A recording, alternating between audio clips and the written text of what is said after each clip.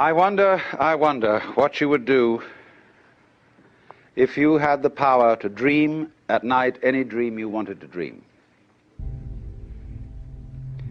And you would, of course, be able to alter your time sense and slip, say, 75 years of subjective time into 8 hours of sleep.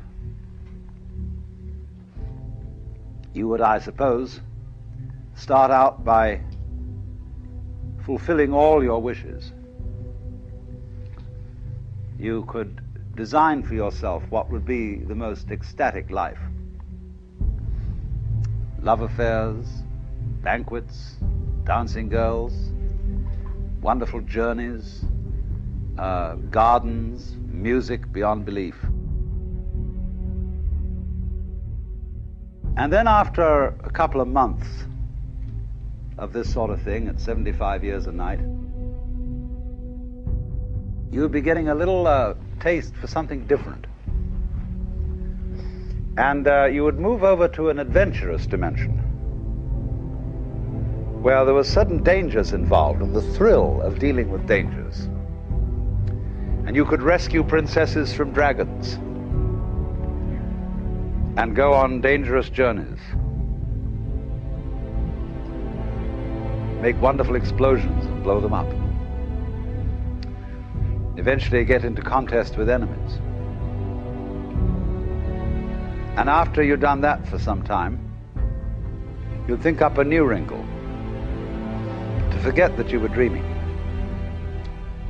so that you would think it was all for real, and to be anxious about it, because it'd be so great when you woke up.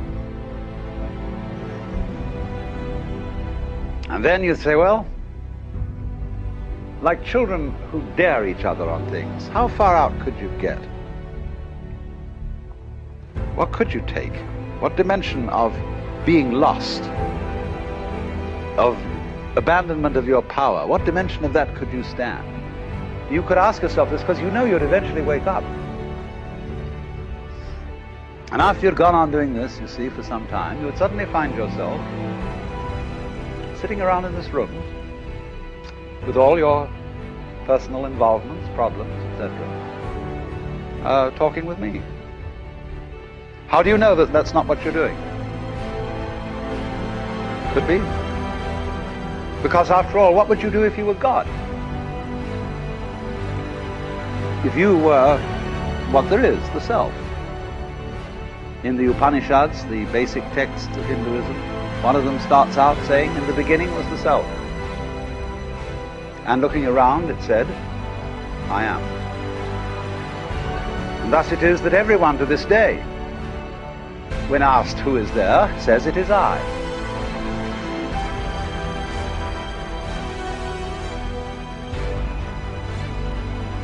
If you were God,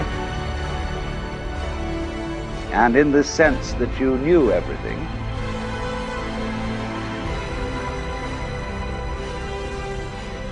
you would be bored.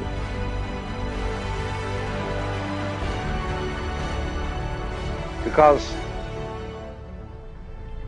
if, looking at it from another way, we push technology to its furthest possible development, and we had, instead of a dial telephone on one's desk, a more complex system of buttons,